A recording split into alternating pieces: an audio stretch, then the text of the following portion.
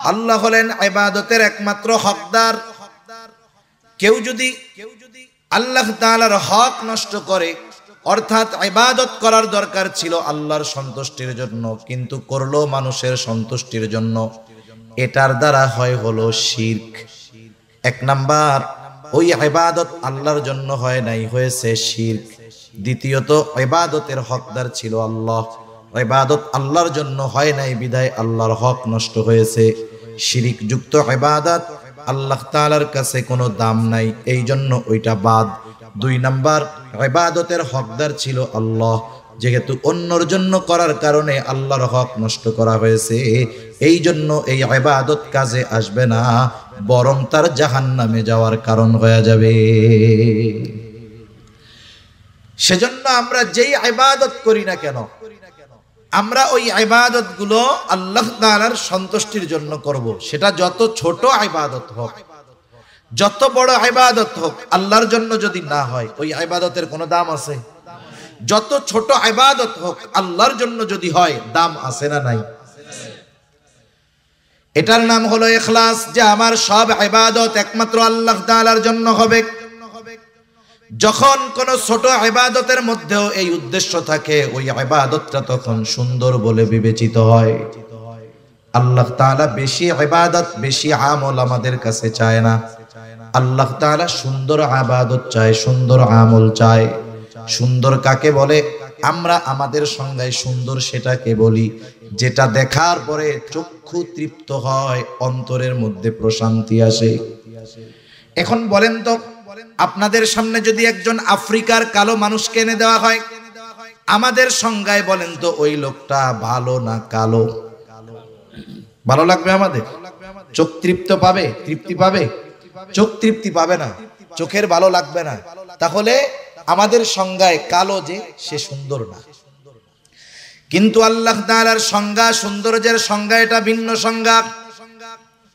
আল্লাহ রাব্বুল আলামিন কোরআনুল কারীমের সূরাতুল মুলকের মধ্যে বলেন, আল্লাযী খালাকাল মাউতা ওয়াল হায়াতা লিয়াবলুয়াকুম আইয়ুকুম আহসানু আমালা। আল্লাহ তাআলা বলেন, তিনি আল্লাহ যিনি জীবন এবং মৃত্যুকে সৃষ্টি করেছেন। এবং কেন করেছেন? বলে লিয়াবলুয়াকুম, তোমাদের পরীক্ষা করার জন্য। কিসের পরীক্ষা? আল্লাহ তাআলা বলেন আইয়ুকুম আহসানু আমালা, পরীক্ষা হলো তোমাদের মধ্যে কার আমল কত সুন্দর। তাহলে আল্লাহ তাআলা বেশি ইবাদত চান না সুন্দর ইবাদত চান? জোরে বলেন, কি ইবাদত? সুন্দর ইবাদত আল্লাহ তাআলা চায়। এখন আল্লাহ তাআলার কাছে সুন্দর কোনটা? বলে যার নিয়ত সুন্দর, যার ইখলাস ঠিক আছে, ওই ইবাদত আল্লাহর কাছে সুন্দর। সুবহানাল্লাহ বলেন। যদি আমাদের সংজ্ঞায় সৌন্দর্যের সংজ্ঞা যেটা, এটা যদি আল্লাহর কাছে হইতো, তাইলে আফ্রিকার কালো মানুষগুলোর আর কোনো দাম থাকতো না, আফ্রিকার কালো মানুষের কোনো মূল্যায়ন থাকতো না। এজন্য আমরা আমাদের ইবাদতগুলোকে আল্লাহর কাছে সুন্দর করে তোলার জন্য যেই ইবাদতটাই করি, একমাত্র কার জন্য করব? আল্লাহর জন্য। জান্নাতে যাইতে হলে বেশি ইবাদত লাগে না, তবে সুন্দর ইবাদত লাগে। এক সাহাবীর ঘটনা শুনুন। রাসূল আকরাম সাল্লাল্লাহু আলাইহি ওয়াসাল্লাম একদিন মসজিদে নববীর মধ্যে আছেন, ফজরের নামাজের পূর্ব মুহূর্তে সাহাবায়ে কেরাম অপেক্ষা করতেছে নামাজের। হঠাৎ করে নবীজি বলতেছেন, এখন যেই ব্যক্তি দরজা দিয়ে ঢুকবে সে জান্নাতি। এই ঘোষণা যখন নবীজি দিয়েছেন, ঘোষণা দেওয়ার সাথে সাথে সবার নজর চলে গেছে দরজার দিকে। কে সেই সৌভাগ্যবান ব্যক্তি যার ব্যাপারে নবীজি এমন ঘোষণা দিলেন? সবাই দরজার দিকে তাকায় আছে। দেখা গেল একজন মানুষ, সে মসজিদের মধ্যে ঢুকতেছে, তার ওযুর পানি এখনো দাড়ি দিয়া পড়ে। প্রথম দিন চলে গেল, আবার পরদিন নবী ফজরের নামাজের পূর্ব মুহূর্তে আবার বলতেছে, এখন যেই ব্যক্তি দরজা দিয়ে ঢুকবে সে জান্নাতি। আগের দিনের মতো সবার নজর দরজার দিকে। দেখা গেল গতদিন যেই ব্যক্তি ঢুকেছিল, যেই অবস্থায় ঢুকেছিল আজকেও হুবহু সেই অবস্থায় সে মসজিদের মধ্যে প্রবেশ করলো। দ্বিতীয় দিন চলে গেল, এইবার তৃতীয় দিন আবার নবীজি ফজরের নামাজের পূর্ব মুহূর্তে বলতেছে, এখন যেই ব্যক্তি দরজা দিয়ে ঢুকবে সে জান্নাতি। সবার নজর আবার দরজার দিকে। কে সেই সৌভাগ্যবান ব্যক্তি যার ব্যাপারে নবীজি আজকে এই ঘোষণা দিলেন? তারা তাকায় দেখে গত 2 দিন যেই ব্যক্তি দরজা দিয়ে ঢুকছে, ঢোকার সময় যেই অবস্থা ছিল আজকেও সেই অবস্থা। তার মানে নবীজির এই ঘোষণার পর 3 দিন পর পর এক ব্যক্তি প্রবেশ করেছে, যার ব্যাপারে নবীজি পরপর 3 দিন এই ঘোষণা দিলেন। ওই লোকটা যে জান্নাতি, কোনো সন্দেহ আছে নাকি? কোনো সন্দেহ নাই। রাসূল আকরাম সাল্লাল্লাহু আলাইহি ওয়াসাল্লামের এমন ঘোষণার পরে আব্দুল্লাহ ইবনে আমর ইবনুল আস রাদিয়াল্লাহু তাআলা আন ওই লোকটাকে গিয়ে জিজ্ঞাসা করতেছে, ভাই আমি তোমার বাড়িতে 3টা রাত থাকতে চাই, 3টা রাত যাপন করতে চাই। উদ্দেশ্য হলো নবীজি যেই ব্যক্তির ব্যাপারে এমন ঘোষণা দিলেন ওই ব্যক্তির কি স্পেশাল আমল আছে দেখার দরকার। কারণ এই দুনিয়াতে সব শ্রেণীর মানুষ তাদের স্পেশাল আমলগুলো নিরিবিলি রাতের বেলায় করে। বলেন তো, চোর চুরি দিনে করে না রাত্রে করে? ডাকাত ডাকাতি দিনে করে না রাত্র করে? বলেন তো, যারা আহলুল্লাহ বুজুর্গানে দিন তারা তাদের স্পেশাল ইবাদত গুলো দিনে করে নাকি রাত্রে করে? এই রাতের বেলায় মূলত বুজুর্গ যারা, এরা রাতটাকেই ইবাদতের জন্য বেছে নেয়, কারণ একেবারে নিরিবিলি, কোনো ঝঞ্ঝাট নাই, ঝামেলা নাই। আবার যারা ওই ধরনের অকারেন্স করে, অপরাধ করে, ওরাও অপরাধের জন্য রাত্রকে বেছে নেয়, কারণ মানুষজন সব ঘুমে থাকে, রাস্তায় লোকজন থাকে না। তা উনি চিন্তা করতেছে স্পেশাল ইবাদত তো রাতের বেলা করে। এখন উনি রাতের বেলা কি ইবাদত করে এটা জানার জন্য তো ওনার বাড়িতে থাকার দরকার। উনি গিয়া ওই লোকটাকে বলতেছে। আর এক হাদিসের আলোকে বোঝা যায় নবীজি যেই ব্যক্তির ব্যাপারে এই ঘোষণা দিয়েছেন ওই ব্যক্তির নাম হলো সাদ বিন মুআজ রাদিয়াল্লাহু তাআলা আনহু, হযরত সাদ রাদিয়াল্লাহু তাআলা আনহু। উনি গিয়ে বলতেছে, ভাই আমি তোমার বাড়িতে একটু রাত্র যাপন করতে চাই। বলে কোনো অসুবিধা নাই, চলেন। এশার নামাজ পড়ে ওই লোকটার সাথে আব্দুল্লাহ ইবনে আমর ইবনুল আস চলে গেলেন তার বাড়িতে। আগের আমলে আমাদের গ্রাম অঞ্চলে ছিল বাহিরের কোনো মেহমান যদি আসতো বাড়ির ভিতরে নেওয়া লাগতো না। আমাদের এলাকায় বলে কাছারি ঘর। আপনাদের কি বলে? কাছারি বলে না? আগে কাছারি ছিল। কাছারি এমন ভাবে থাকতো, ঘরের মানুষের মহিলাদের পর্দা এমনি হয়ে যাইতো, কাছারির মুখটা থাকতো বাহির দিকে। মেহমান ঢুকতো, ওইখানে পানি বাথরুম করার ব্যবস্থা বাইরে থাকতো। তার মানে একজন মেহমান আসলে ভেতরের মহিলাদের পর্দার ব্যাপারে কোনো সমস্যা হইতো না। দেখেন আগের মানুষেরা, আমাদের মা দাদিরা নানিরা, এনারা কিন্তু এত বোরকা পয়রা ঘুরে নাই। কিন্তু এমনও দেখা গেছে ওই দাদি নানিদেরকে ওই বাড়ির মানুষ সারা জিন্দেগিতে অন্য পরপুরুষ এক নজরও দেখতে পারে নাই। ঠিক কিনা বলেন? আসলে বিষয় হলো বোরকাটা পর্দার জন্য জরুরি তা না। পর্দার জন্য মূলত নিজেকে প্রস্তুত করার দরকার। এখনের বোরকাগুলো পরার পরে তো আরো পর্দার চাইতে বেপর্দা হয়। ঠিক কিনা বলেন? বোরকা পরে কেন? বলে পর্দা করার জন্য। পর্দা করার জন্য যদি পরে, এখনকার যে ভাব বোরকা, আসলে ওইটা তো পর্দার জন্য হয় না, বরং মানুষকে আরো তার পোশাকের প্রতি আকৃষ্ট করার জন্য পরা হয়। সে যদি নিজেকে লুকানোর জন্য পরতো তাহলে ওই ধরনের স্টাইল থাকতো না, এমব্রয়ডারি থাকতো না, 14-15টা কুচি থাকতো না। কি যে ভাব হইছে বোরকার, এগুলো দ্বারা বাস্তবিক পর্দা হয় না। অথচ আগের মহিলারা এখনো অনেক আছে আমাদের গ্রাম অঞ্চলগুলোতে।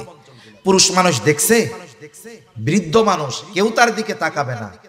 সে দেখা যাচ্ছে রাস্তার থেকে নেমে কাপড়টাকে এমন ভাবে ঢাকনা দিছে যে তার দেহের আবহাওয়া আকৃতি বোঝার কোনো সিস্টেম নেই। কাচারি ঘরে থাকতে দিয়েছে আব্দুল্লাহ ইবনে আমর ইবনুল আসকে। আব্দুল্লাহ ইবনে আমর ইবনুল আস তিনি তো ঘুমানোর জন্য যান নাই, মূলত দেখার জন্য গেছে কি ইবাদত করে। তিনি খেয়াল করলেন ওই ব্যক্তি ঘরের মধ্যে ঢুকলো, বাতি নিভায়া দিল, ঘুমায় গেল। আব্দুল্লাহ ইবনে আমর ইবনুল আস সারা রাত সজাগ, কোন সময় উঠে আর কোন সময় কি ইবাদত করে দেখবে। কিন্তু দেখা গেল অপেক্ষা করতে করতে ফজরের আজান হয়ে গেছে, লোকটা ঘুমের থেকে উঠছে মাত্র, আজানের পরে ঘুম থেকে উঠছে, এরপরে জরুরত সারছে, এরপরে সে নামাজের জন্য প্রস্তুত হয়ে গেছে। তার মানে আজ রাত্রে সে কোনো স্পেশাল ইবাদত করে নাই। পরের দিন আবার বলতেছে, ভাই আমি আজকেও একটু সমস্যা, তোমার বাড়িতে থাকতে চাই, থাকতে দিবা না? কি বলে, হ্যাঁ থাকো। এইবার গত দিনের মতো সারা রাত জাগা, দেখে এশার নামাজ পড়ে ঘুমায়, ফজরের আজান দিলে ঘুম থেকে উঠে। 2 দিন পার হয়ে গেল। একটা মানুষ যদি কোনো ধারাবাহিক কোনো কাজ করে, ধারাবাহিক কোনো আমল করে, তাহলে ওই আমলটা পরপর 3 দিন সাধারণত বাদ যাওয়ার কথা না, যেহেতু তার কোনো অসুস্থতা নাই, তার কোনো শগল নাই, ব্যস্ততা নাই, যার কারণে ইবাদতটা বাদ যাইতে পারে। এইবার 3য় দিন আবার বলে, ভাই আজ রাতটাও আমি তোমার বাড়িতে একটু থাকতে চাই। বলে, থাকো, কোনো অসুবিধা নাই। ওই রাত্রটাও সারা রাত সে জেগে থাকছে। দেখলো এশার নামাজ পড়ে ঘুমায় গেল, আর ফজরের আজান দিলে ঘুম থেকে উঠলো। এইবার আর নিজের কৌতূহলকে চাপায় রাখতে পারে নাই। আব্দুল্লাহ ইবনে আমর ইবনুল আস ওই লোকটাকে জিজ্ঞাসা করতেছে, ভাইরে তোমার বাড়িতে 3 দিন থাকার কারণ আমার বাড়িতে থাকার জায়গা নাই এটা নয়, বরং এই 3 দিন তোমার বাড়িতে রাত্র যাপন করার কারণ হলো, আগে পরপর 3 দিন ফজরের নামাজের পূর্ব মুহূর্তে হঠাৎ করে নবীজি ঘোষণা করতেছে, এখন যেই ব্যক্তি দরজা দিয়ে ঢুকবে সে জান্নাতি। আমরা সবাই তাকায় দেখলাম, কে সে? দেখলাম তুমি দরজা দিয়ে ঢুকছো। এই ঘোষণা পরপর 3 দিন নবীজি দিয়েছেন, পরপর 3 দিনই নবীজির ঘোষণার পরে তুমি দরজা দিয়ে ঢুকছো। আমি তোমার বাড়িতে রাত্র যাপন করার উদ্দেশ্য ছিল, আমি দেখতে চেয়েছিলাম তুমি স্পেশাল কি আমল করো, যার কারণে নবীজি তোমার ব্যাপারে এমন ঘোষণা। আলহামদুলিল্লাহ, নবীজি যদি আমার ব্যাপারে এমন ঘোষণা দিয়ে থাকেন এটা তো বড় শুকরিয়ার বিষয়। তবে তুমি যেই আশায় আমার বাড়িতে রাত্র যাপন করছো, ওই রকম কোন রাত্রিকালীন ইবাদত আমি করি না। তবে হ্যাঁ, একটা জিনিস করি। কি করো? বলে, রাত্রে যখন আমি ঘুমাতে যাই, আমাকে যারা কষ্ট দিয়েছে আমি তাদের সবাইকে মাফ করে দে। 5 ওয়াক্ত নামাজ পড়ি, হারাম হালাল বেঁচে চলি, যেটা সাধারণ কাজ, এর চাইতে বেশি কিছু করি না। এখন আব্দুল্লাহ ইবনে আমর ইবনুল আস বলতেছে, তুমি যে রাতের বেলায় শোয়ার সময় সকলকে মাফ কইরা দাও, অন্যান্য গুলো তো আমরা সব সময় করি, কিন্তু তুমি যে এই কাজটা প্রতিদিন করো, এই কারণেই আল্লাহ তাআলা তোমার ব্যাপারে জান্নাতের খোঁজখবরই নবীজির মাধ্যমে জানায়া দিয়েছেন। সুবহানাল্লাহ। তাহলে দেখেন, একটা মানুষ জান্নাতে যাওয়ার জন্য অনেক ইবাদত করতে হয় নাকি? তবে যতটুক করতে হয় ততটুক কার জন্য করা লাগে? তাহলে আল্লাহ তাআলার কাছে যদি আমল কবুল করাতে হয়, 1 নাম্বার দরকার ঈমান। জোরে বলেন, কি দরকার? 2 নাম্বার দরকার হলো ইখলাস। কি? জোরে বলেন, ইখলাস তথা নিয়তের বিশুদ্ধতা। ভাইরে আওয়াজ ছাড়তে পারো না? তুমি কি বুঝতেছো কথা? আওয়াজ ছাড়ো। মুখ মিশায় কতক্ষণ বলা যায়? আমি কি বলতে চাইছি তুমি বুঝতে পারছো? তুমি বুঝছো? এটা রিভার্ব দিয়ে আওয়াজটা সুন্দরভাবে ছাড়বা। আওয়াজটা জেনে আমার দূরের থেকে সুন্দর মতো টানে। তোমার তো এইটার কোনো আওয়াজ হয় না, তুমি খালি ওই বাইরের ওইটা বাড়াও আর কমাও। নাকি পারো না? না পারলে বলবা যে পারি না, তাহলে আর দরকার নেই, যা আছে তাই থাক। তাহলে 1 নাম্বার দরকার হলো ঈমান, 2 নাম্বার দরকার হলো ইখলাস তথা নিয়তের বিশুদ্ধতা, 3 নাম্বার দরকার হলো সুন্নাত। সুন্নাত, কারণ দুনিয়ায় কোনো ইবাদত নাই যে ইবাদতের সুন্নাত পদ্ধতি নাই। ইবাদত নিজস্ব মন গড়া পদ্ধতিতে করলে হয় না, ইবাদত করতে হয় মুহাম্মাদুর রাসূলুল্লাহ সাল্লাল্লাহু আলাইহি ওয়াসাল্লামের পদ্ধতিতে। সুন্নাত হলো এমন এক জিনিস, তথা নবীজির পদ্ধতি হলো এমন এক জিনিস, তুমি না পারলে থাক, আমি মাপ চাই, না পারলে থাক, যা আছে তাই করো।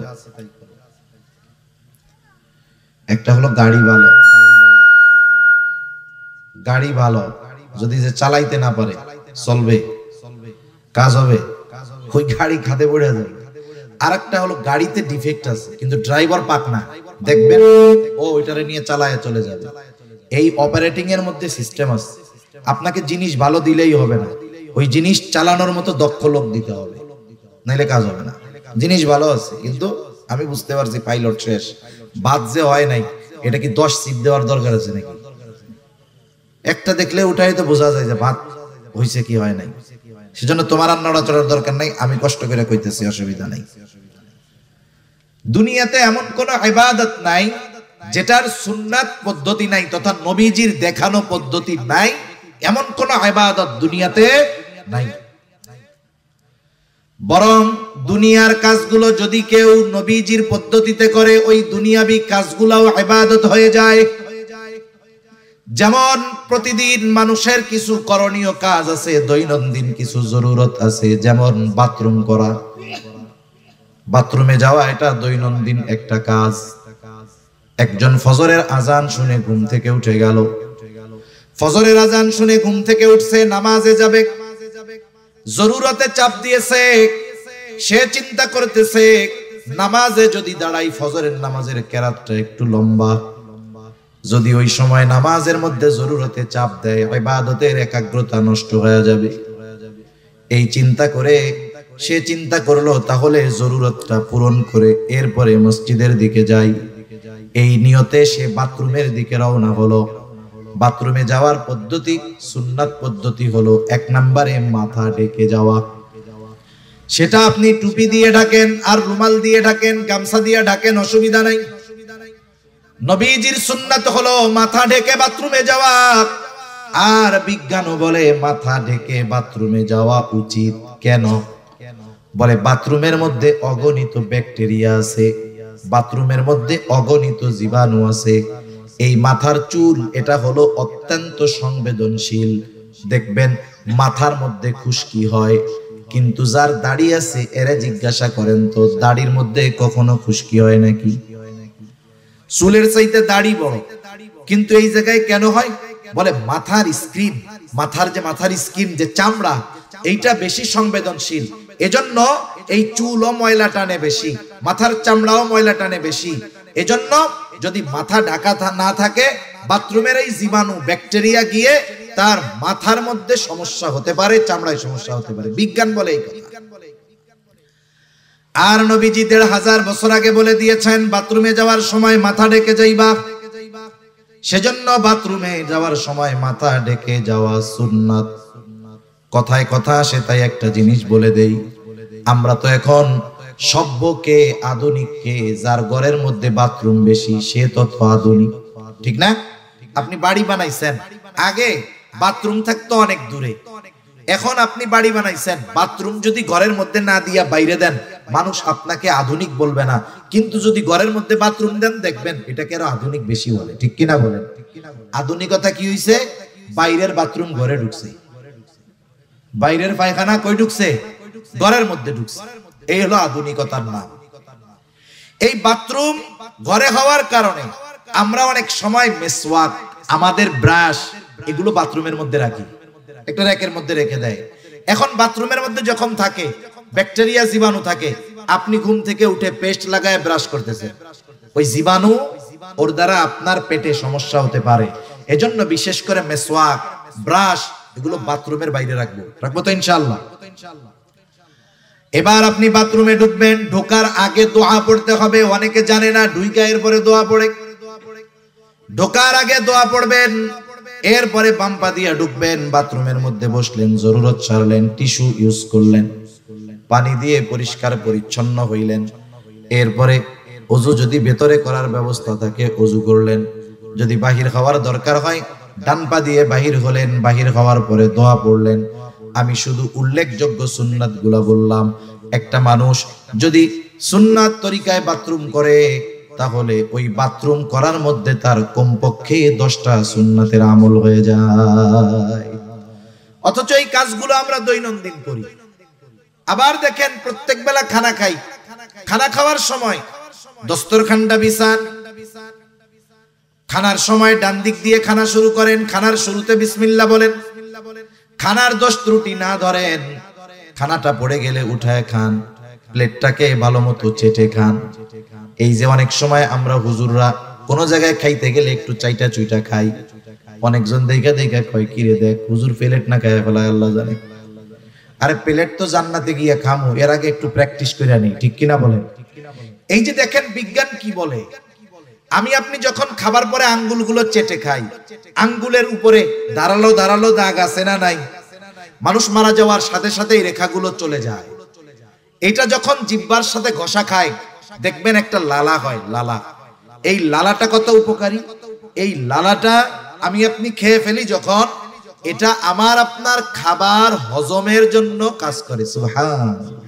আপনি প্লেট চাইটা খাইতেছেন, মানুষ বলতেছে খেত, আমি বলি এটা সুন্নাত। উপকার কি? 1 নাম্বার নবীর সুন্নাত অনুযায়ী খানা খাওয়ার কারণে সওয়াব হইল। 2 নাম্বার হাত যখন চেটে পুটে খেলাম, এই যে লালা হলো ঘষা লাগার কারণে, এই লালা আমার হজমের জন্য কাজ করবে। সুবহান।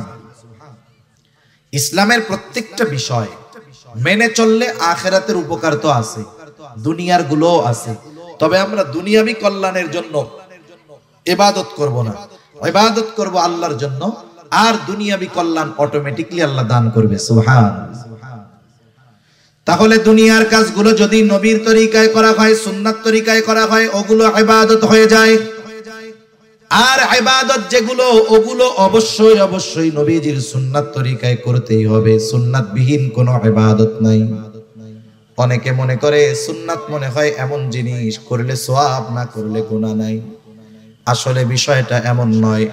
কিছু সুন্নাত আছে ফরজ, কিছু সুন্নাত আছে ওয়াজিব, কিছু সুন্নাত আছে সেটা স্বাভাবিক সুন্নাত। এখন কথা হইল কিছু সুন্নাত ফরজ, এটা কেমনে হয়? যেমন কোরআনুল কারীমের মধ্যে নামাজের কথা আছে 82 জায়গায়। কয় জায়গায়? 82 জায়গায় নামাজের কথা আছে। আল্লাহ তাআলা কোন বিষয়ে গুরুত্ব আরোপ করার জন্য একাধিকবার বলার দরকার হয় না, একবার বললেই সেটা যথেষ্ট হয়ে যায়। আল্লাহ তাআলা 82 জায়গায় নামাজের কথা উল্লেখ করার দ্বারা কমপক্ষে 82টা উদ্দেশ্য আছে। আল্লাহ তাআলা নামাজের কথা কোরআনুল কারীমে 82 জায়গায় বলছেন। এখন যদি গোটা দুনিয়ার সব মুফাসসিরদেরকে একত্রিত করেন, সকলকে যদি বলেন আপনারা সবাই মিলে নবীর সুন্নাত বাদ দিয়ে, নবীর হাদিস বাদ দিয়ে, শুধুমাত্র কোরআন থেকে ফজরের 2 রাকাত নামাজ আমরা যেই পদ্ধতিতে পড়ি, ওই পদ্ধতিগুলো শুধু কোরআন থেকে বের করে দিবেন, আপনারা সাধারণ মানুষও সহজে বুঝবেন। বলেন তো নবীর সুন্নাত হাদিস বাদ দিয়ে শুধু কোরআন থেকে 2 রাকাত নামাজ পড়ার পদ্ধতি কিয়ামত পর্যন্ত কেউ বের করতে পারবে নাকি? কেউ কিয়ামত পর্যন্ত পারবে না, অসম্ভব এটা। তাহলে নামাজের আদেশ করেছেন আল্লাহ, আর নামাজ কিভাবে পড়তে হবে শিখিয়ে দিয়েছেন মুহাম্মাদুর রাসূলুল্লাহ সাল্লাল্লাহু আলাইহি ওয়াসাল্লাম। নবীজি বলেন সল্লু কামা রাআইতুমুনি উসাল্লি, নামাজ কিভাবে পড়তে হবে আমাকে দেখে দেখে তোমরা শিখো, আমাকে দেখে দেখে নামাজ পড়া শিখো। কিভাবে নামাজ পড়তে হবে, তার মানে নামাজের আদেশ করেছেন আল্লাহ, আর নামাজের পদ্ধতি শিখিয়ে দিয়েছেন মুহাম্মাদুর রাসূলুল্লাহ। অনেক উদাহরণ না, একটা দুইটা উদাহরণ দেই।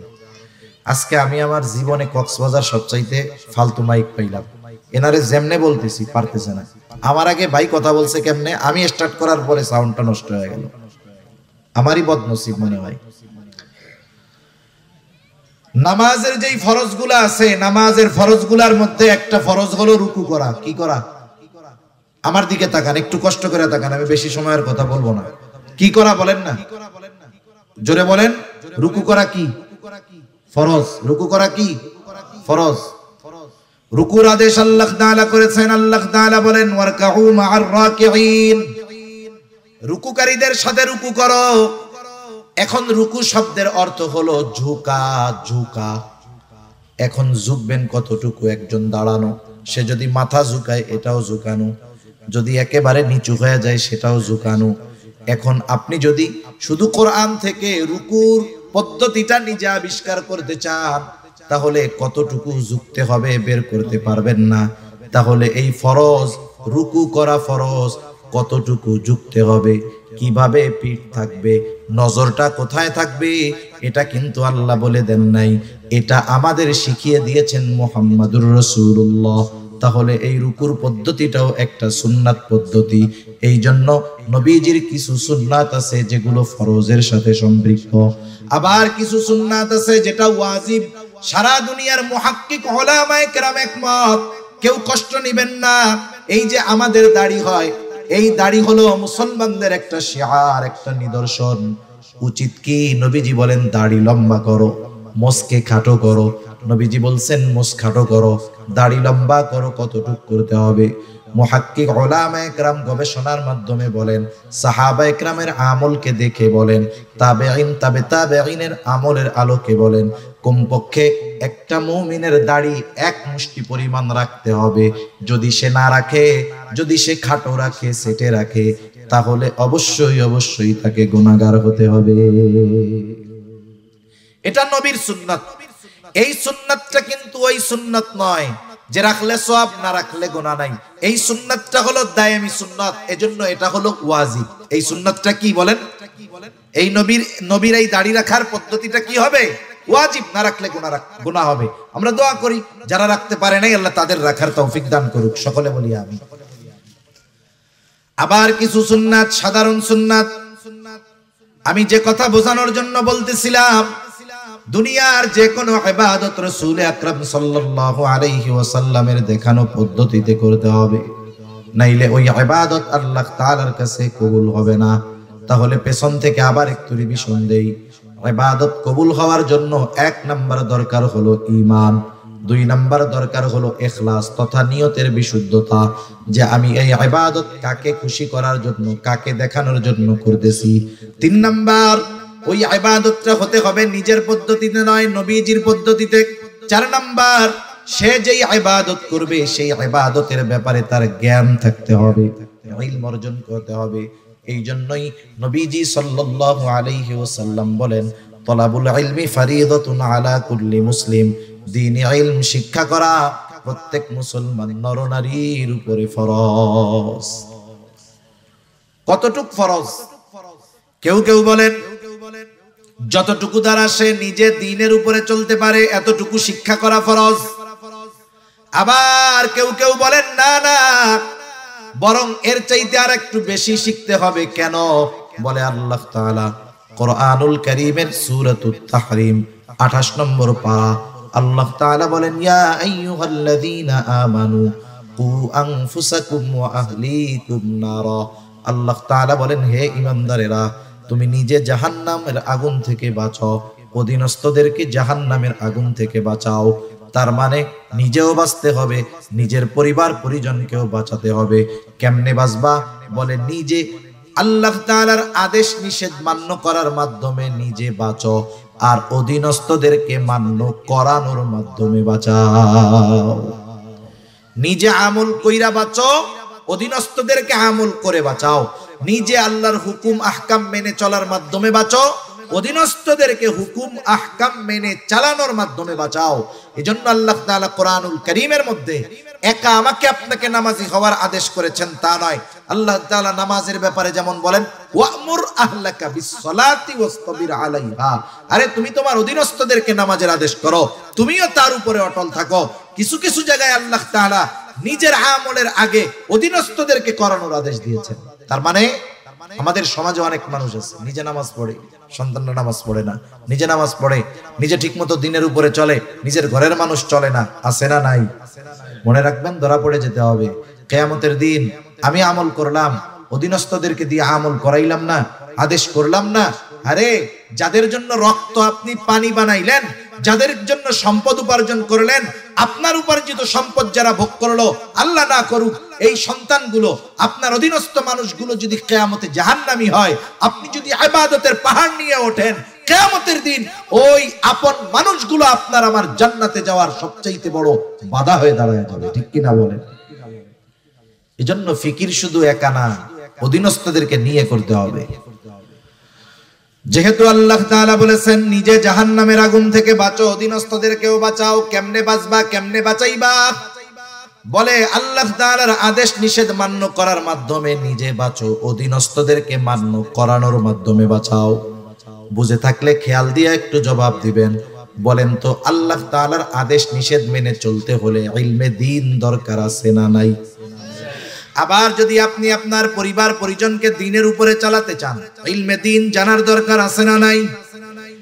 এই জন্য তারা বলতেছে একটা মানুষের ওই পরিমাণ দ্বীনি ইলম অর্জন করা ফরজ যতটুকুর দ্বারা সে নিজে এবং অধীনস্থদেরকে জাহান্নামের আগুন থেকে বাঁচাতে পারে। এইটুকু পরিমাণ কমপক্ষে সকল মুসলমানের জন্য শেখা ফরজ।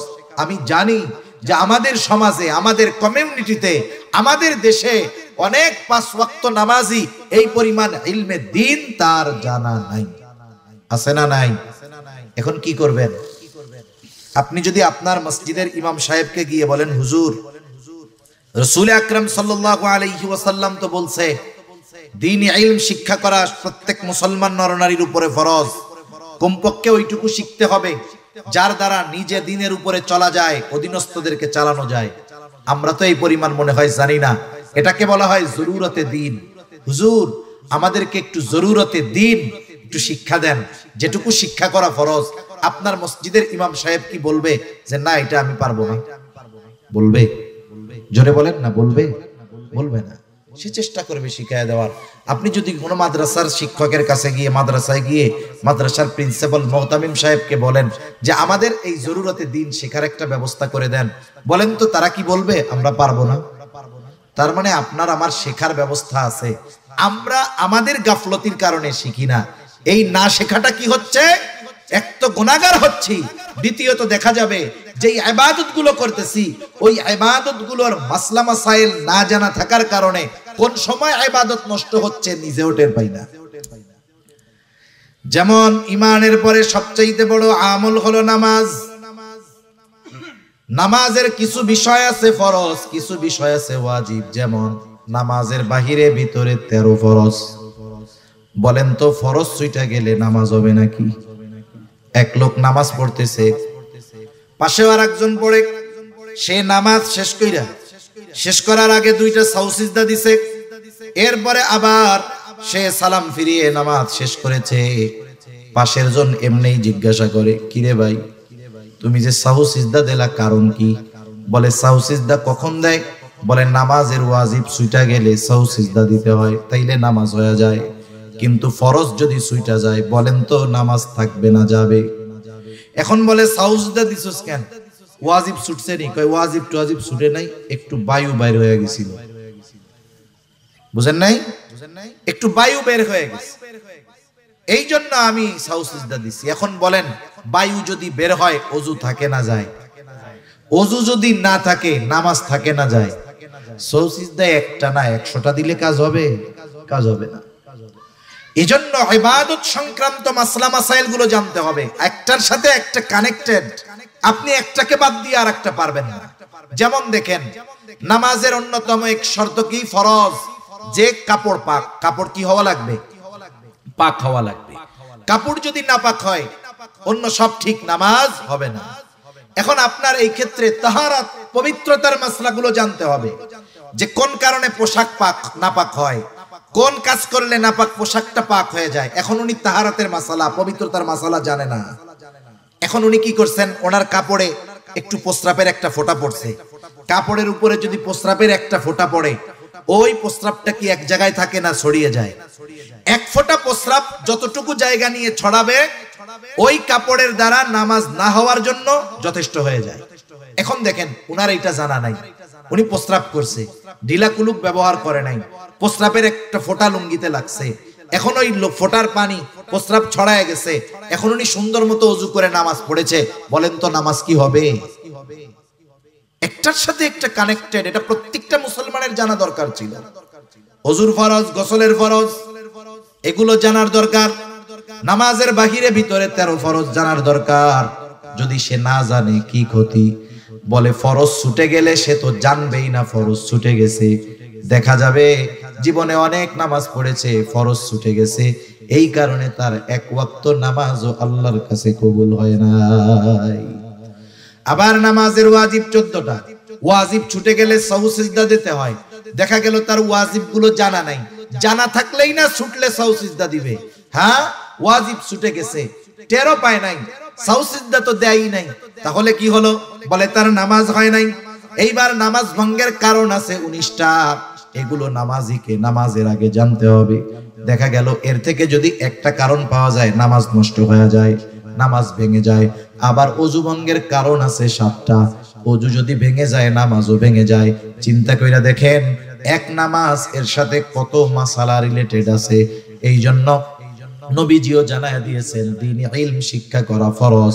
আর আমরা যেই ইবাদত করব সেই ইবাদতের পরিপূর্ণ মাসলা যদি না থাকে, দেখা যাবে নিজের অজান্তে ইবাদতের মধ্যে ভুল হয়ে গেছে। সেজন্য রোজা আসতেছে, রোজার সব মাসলা মাসাইল গুলো জানবো। কোন কারণে রোজা ভাঙে, কোন কোন কারণে রোজা নষ্ট হয়ে যায়, এই বিষয়গুলো জানা জরুরি কি জরুরি নয় বলেন? রোজার আগে জানা নিব হুজুরদের কাছ থেকে, ওলামা ইকরামের কাছ থেকে। নাইলে এত পরিশ্রম করে সারাদিন না খেয়ে কষ্ট করে রোজা রাখলেন, দেখা গেল সামান্য ত্রুটি, অজানার কারণে, অজ্ঞতার কারণে ইবাদত নষ্ট হয়ে গেল। মনে করেন একটা লোক জানে না যে আগুনে হাত পুড়ে যায়, এই লোক এই জিনিসটা তার কি নাই, জানা নাই। এখন সে যদি না জানে যে আগুনে হাত পুড়ে যায়, জানে না, কিন্তু আগুনের মধ্যে যদি হাত দেয়, পুড়বে কি পুড়বে না বলেন তো? আগুন তো বলবে না যে ও জানে না, তাইলে এর আর পুরানোর দরকার নাই। এই জন্য মাসলা মাসাইলের বিষয়টা এরকম, যেগুলো জরুরতে দিন, এই বিষয়গুলো যদি আমরা না জানি, না মানি, যদি কোনো ত্রুটি বিচ্যুতি ইবাদতের মধ্যে হয়ে যায়, ওই বিষয়গুলো যদি আমার আপনার দ্বারা সংগঠিত হয়ে যায়, ইবাদত আমল নষ্ট হয়ে যাবে, আমি টের পাবো না। সেজন্য 4 নাম্বার যেই জিনিসটা দরকার, যেই ইবাদত করবে সেই ইবাদতের মাসলা মাসাইল গুলো জানবে। 5 নাম্বার, তার খাবারটাকে হালাল করতে হবে, খাবারটা হালাল। অনেক মানুষ আছে খাবার হালালের ব্যাপারে বড় পেরেশান। বিষয়টা কিন্তু এমন না, খাবার শুধু হালাল হলেই হবে না, উপার্জনটা হালাল দরকার আছে না নাই? উপার্জনও হালাল হতে হবে, খাবারটাও হালাল হতে হবে। এখনকার জামানায় মানুষ তো হারাম উপার্জন করে লজ্জিত হয় না, বরং গর্বিত হয়। সমাজের মধ্যে আরো মাথা উঁচু করে থাকে হারামখোরের দল, আছে না নাই বলেন? পরিস্থিতি কোথায়? অথচ আল্লাহর রাসূল সাল্লাল্লাহু আলাইহি ওয়াসাল্লাম হালাল উপার্জন করাকে ইবাদত বলে অভিহিত করেছে।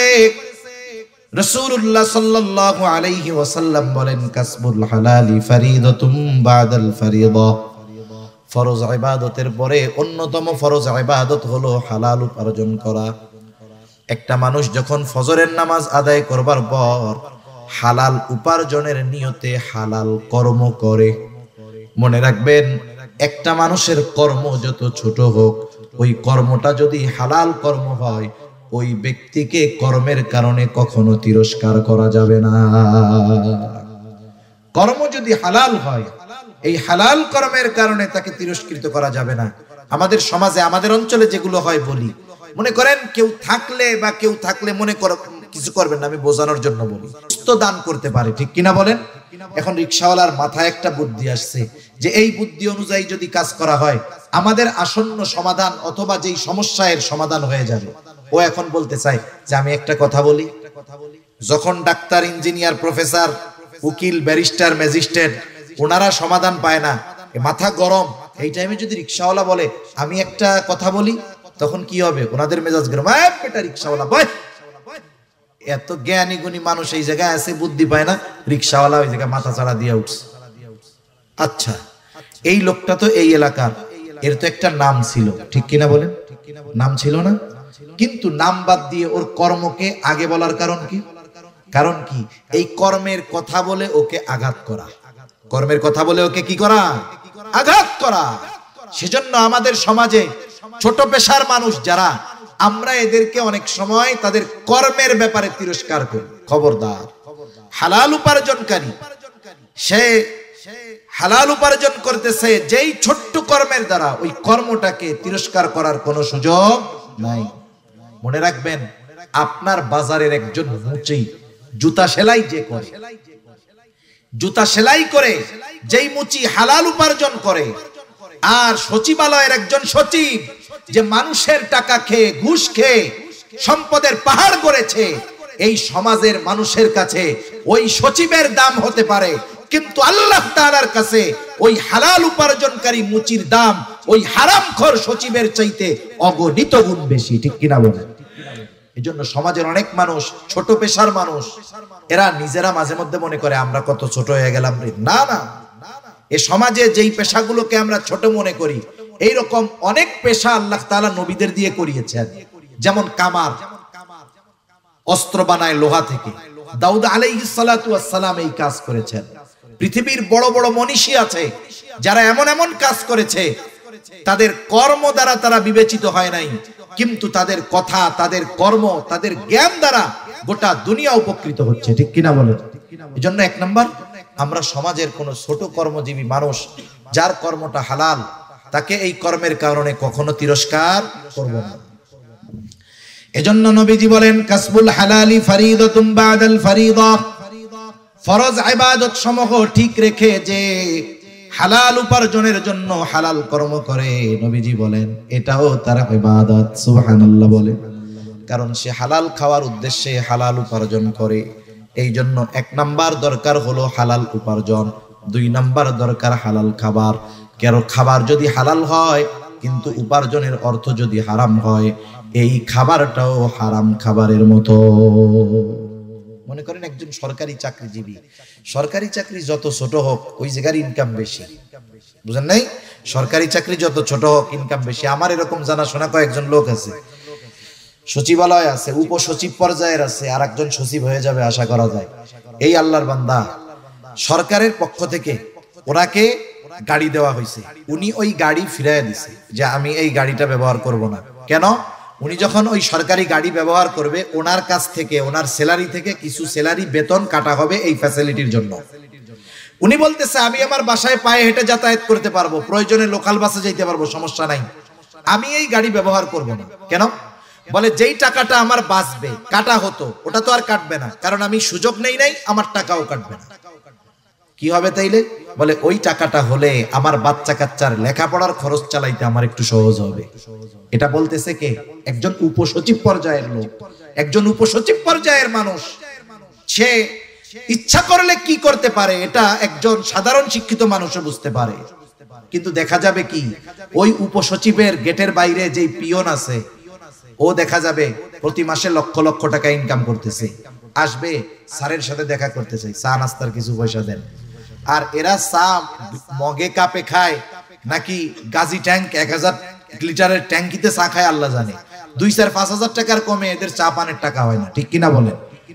ওই ব্যক্তি তো আবারও ওরে 5,000 টাকা হাতের মধ্যে গুজে দিয়ে স্যারের সাথে দেখা করে আসবে, কাজ শেষ।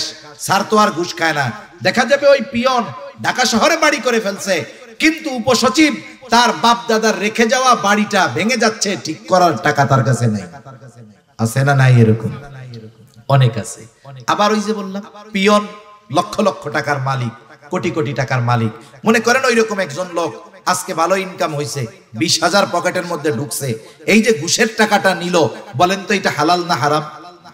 কত জঘন্য এক হারাম। মানুষের উপার্জনের অনেক পদ্ধতির মধ্যে হারাম পদ্ধতির মধ্যে একটা হলো এই ঘুষ। এখন সেই হারাম টাকা নিয়ে বাজারে গেছে, বাজারে যাওয়ার সময় দেখে বিশাল বড় এক গরু জবাই হয়েছে। গরু যত বড় এর গোস্তের স্বাদ তত বেশি না কম? এটা দেখার পরে তার গোস্ত কেনার জন্য খুব ইচ্ছা হয়েছে। এখনো কসাইরে জিজ্ঞাসা করতেছে, এই এত বড় গরু জবাই দিলা কেমনে?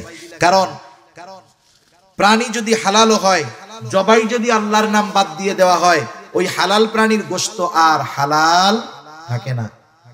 জিজ্ঞাসা করতেছে জবাই দেওয়ার সময় কি আল্লাহর নাম বলছিলা? কসাইও চালাক কম না। কসাই বলে যে শোনেন, আমি নিজে নামাজ কালাম পড়ি না, তাতে কি হয়েছে? আমি এ মাসালা খুব ভালো মতো জানি। ইচ্ছা কইরা যদি আল্লাহর নাম বাদ দিয়ে জবাই করি, তাইলে এই গরুর গোস্তের আর হালাল থাকবে না, হারাম হয়ে যাবে। সকলকে যদি খাওয়াই আমার গুনাহ হবে। নিজে নামাজ পড়ি নাই, আল্লাহ চাইলে মাফ করে দিব। মানুষরা যদি হারাম খাওয়াই, হক নষ্ট করা হবে, আল্লাহ মাফ করারও সুযোগ নেই। আমি বিসমিল্লাহ কইয়াই জবাই দিছি। লোক নিশ্চিত হলো যে গরুর গোস্ত কি আছে? হালাল আছে। এইবার কি করতেছে? পকেট থেকে টাকা বের করে দিয়ে বলতেছে আমারে 10 কেজি গরুর গোস্ত দাও। আমার একটু বলেন, এই যে খাবারটা হালালের ব্যাপারে কত সচেষ্ট সতর্ক হলো, কিন্তু পকেট থেকে যেই টাকা দিল সেটা হালাল না হারাম। এজন্য এই বিষয়টা খেয়াল রাখার দরকার। সে যদি চুরি কইরা ওই গরুর 10 কেজি গোশত নিত, তার যেমন অবস্থা হতো, হালাল হতো না। ওই ঘুষের টাকা, সুদের টাকা দিয়ে যখন কিনছে, ওটাও হালাল হবে না। জুয়া খেলার টাকা দিয়েও যদি কিনে, হালাল হবে না। জুয়া তাস খেলা আসেনি আপনাকে ওইদিকে? হায় হায়, সমাজ ধ্বংস করে দেওয়ার এক পাপ এই জুয়া খেলা। সেজন্য যেহেতু আপনাদের জনপ্রতিনিধিরা আছে, মুরব্বীরা আছে, অনুরোধ থাকবে এই প্রজন্মকে হেফাজত করেন। এখন তো জুয়া খেলার জন্য অনেক কিছু লাগে না, মোবাইল একটা হইলে হইছে। কত জায়গায় দেখি বাজারের মধ্যে রিক্সাওয়ালা রিক্সা রেখে, সিএনজিওয়ালা সিএনজি রেখে 4 জন মোবাইলের মধ্যে লুডো খেলা শুরু করতেছে। কি চলতেছে? জুয়া চলতেছে, বুঝতেই পারবেন না। এখন তাস নিয়ে বসা লাগে না, মোবাইলের মধ্যেই 4 জনে তাস খেলতে পারে। অবস্থা খুব খারাপ। এই জুয়ার ভয়ানক থাবা থেকে এই জাতিকে, আগামী প্রজন্মকে হেফাজত করার দরকার, ঠিক কিনা বলেন? এর দ্বারা উপার্জিত পয়সা, সুদ ঘুষের পয়সা যেমন হারাম, এর দ্বারা উপার্জিত পয়সাটাও হারাম। তাহলে খাবারের ব্যাপারেও সতর্ক থাকতে হবে। খাবারটাও হালাল, উপার্জনটাও হালাল হতে হবে। এখন কথা হলো, কারো খাবার উপার্জন যদি হারাম হয় তার ক্ষতি কি? বলে বড় বড় 4টা ক্ষতি আছে। কয়টা ক্ষতি? জোরে বলেন না কয়টা? 1 নাম্বার ক্ষতি, যে হারাম উপার্জন করে, হারাম খায়, তার দোয়া আল্লাহ তাআলা কবুল করে না। এই যে আজকে রাত্রে আল্লাহ তাআলা ক্ষমার ঘোষণা দিয়েছেন, ওই মানুষগুলোর জন্য ক্ষমার ঘোষণা নাই। তাদের মধ্যে অন্যতম হলো তারা যারা হারাম খায়। তাদের দোয়া আল্লাহ কবুল করবে না। দোয়া কবুল না করলে ক্ষমা হবে কেমনে? 1 নাম্বার ক্ষতি, তার দোয়া কবুল হয় না। দোয়া কবুলের কিছু সময় আছে, স্থান আছে। ওই সময় স্থানগুলোতে গেলেও তার দোয়া কবুল হবে না। এক ব্যক্তি বহু দূর সফর করে উস্কো খুস্কো চুলে বাইতুল্লাহর কাছে গিয়ে দোয়া করতেছে। সাহাবায়ে কেরাম দেখে মনে করতেছে এই ব্যক্তির দোয়া আল্লাহ তাআলা কবুল করবেন, ঠেকাবেন না। নবীজিকে আল্লাহ তাআলা ওই ব্যক্তির অবস্থা জানায় দিলেন। নবীজি বলেন, আল্লাহ তাআলা ওই ব্যক্তির দোয়া কেমনে কবুল করবে? যার উপার্জনটা হারাম, যার দেহটা হারাম খাবার দিয়ে গঠিত, যার দেহর মধ্যে হারাম পোশাক, ওই ব্যক্তির দোয়া আল্লাহ তাআলা কেমনে কবুল করবে? তাহলে হারাম উপার্জন, হারাম যারা খায়, 1 নম্বরে তাদের দোয়া কবুল হয় না। 2 নাম্বার, যারা হারাম উপার্জন করে, হারাম খায়, নবীজি সাল্লাল্লাহু আলাইহি ওয়াসাল্লাম বলেন, লা ইয়াদখুলুল জান্নাতা জাসাদুন হুদিয়া বিল হারাম। হারাম বক্ষণকারীর শরীর জান্নাতে প্রবেশ করবে না। 1 নাম্বার ক্ষতি, দোয়া কবুল হবে না। 2 নাম্বার ক্ষতি, জান্নাতে প্রবেশ করতে পারবে না। 3 নাম্বার ক্ষতি, আল্লাহ তাআলা কোরআনুল কারীমের মধ্যে বলেন, ইয়া আইয়ুহার রাসূলু কুলু মিনাত তাইয়্যিবাতি ওয়া'মালু সলিহা। আল্লাহ তাআলা সব রাসূলগণকে এক নির্দেশ দিয়েছেন, হে রাসূলগণ, আপনারা পবিত্র খান আর আমলে সালেহ করেন। এর দ্বারা উদ্দেশ্য হলো হালাল খান আর আমলে সালেহ করেন। বুজুর্গানে দিন উলামায়ে কেরাম বলেন, এখানে উদ্দেশ্য হলো যার খাবার অপবিত্র তথা হারাম, তার ইবাদত আল্লাহ কবুল করে না। 4 নম্বর ক্ষতি, কেউ যদি হারামকে হালাল মনে করে তাহলে তার ঈমান থাকে না। একজন হারাম কাজ করতেছে, হারাম মনে করে, তার গুনাহ হবে, তবে সে বেঈমান হবে না। কিন্তু একজন হারাম কাজ করে না, কিন্তু ওই হারামকে সে হারাম মনে করে না, সে না কইরাও বেঈমান হবে, ঠিক কিনা কন? একটা উদাহরণ দিয়ে আলোচনা শেষ করে দেই। আমাদের সমাজে অনেক মানুষ আছে সরকারি চাকরি করে, সে তখন ঘুষ টুস কিচ্ছু খায় না, তার সংসার চালাতে, পরিবার চালাতে কষ্ট হয়।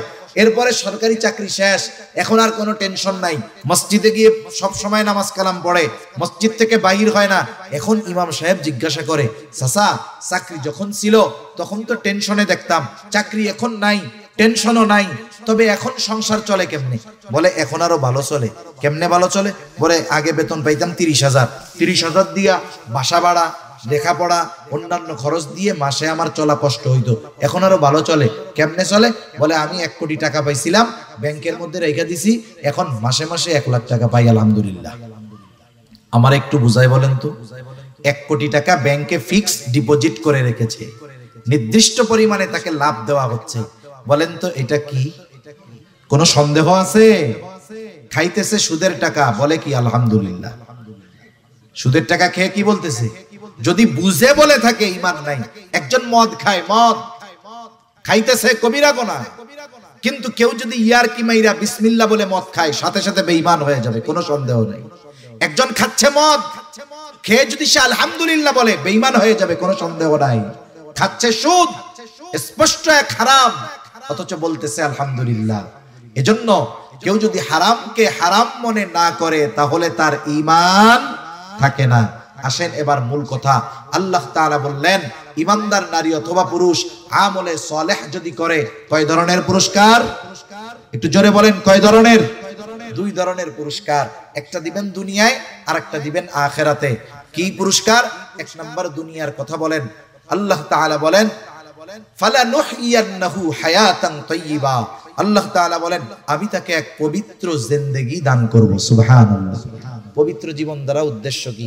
পবিত্র জীবন দ্বারা উদ্দেশ্য হলো যে আল্লাহ তাআলা এই দুনিয়ায় তাকে মানুষের মুখাপেক্ষী করবে না, এই দুনিয়ার প্রয়োজন মেটানোর ব্যবস্থা করবে। একটা হলো প্রয়োজন, আর একটা বিলাসিতা। এখানে প্রয়োজন উদ্দেশ্য, প্রয়োজন আল্লাহ তাআলা মেটানোর ব্যবস্থা করবে। আল্লাহ তাআলা এই দুনিয়াতে তাকে পারিবারিক শান্তি দান করবে। আল্লাহ সুবহানাহু ওয়া তাআলা তাকে ইবাদতের মজা দান করবে। আল্লাহ তাআলা দ্বীনের উপরে চলা তার জন্য সহজ করে দিবে। বলেন তো, আমাকে যদি কেউ এই নিশ্চয়তা দেয়, আপনার এই জীবনে যত প্রয়োজন সব মেটানোর ব্যবস্থা হবে, আর কোনো টেনশন আছে? সম্মানের দিক দিয়ে কখনো মানুষের কাছে হাত পাতা লাগবে না, আপনি ইবাদতের মজা পাবেন। আপনার পরিবারের মানুষের দ্বারা আপনাকে শান্তি দেওয়া হবে, নেককার বিবি দেওয়া হবে, নেককার সন্তান দেওয়া হবে, যে স্ত্রী সন্তান আপনার চক্ষু শীতলের কারণ হবে। সাথে সাথে আপনি ইবাদত করতে মজা পাবেন। আমরা কিন্তু ইবাদতে মজা পাই না। মসজিদে গেলে বসতে মন চায় না, চার দোকান থেকে আর উঠতে মন চায় না, ঠিক কিনা বলেন? ইবাদতের মজা, এটা হলো হায়াতান তাইয়্যিবা, পবিত্র জিন্দেগি। আর আখিরাতে কি দিবে? আল্লাহ তাআলা বলেন, ওয়ালা নাজজিয়ান্নাহুম আজরাহুম বিআহসানি মা কানু ইয়ামালুন। আর আখিরাতে এই আমলে সালেহ যারা ঈমানের সাথে আমলে সালেহ করেছে, এই মানুষগুলোকে আল্লাহ তাআলা দুনিয়ায় যা করছে ওই তুলনায় বহুগুণ বেশি বড় প্রতিদান আল্লাহ তাআলা দিবেন। সেজন্য সম্মানিত সুধী, পুরুষ হোক আর নারী হোক, আল্লাহ তাআলা ইবাদতের ক্ষেত্রে কাউকে কম বেশি করেন নাই।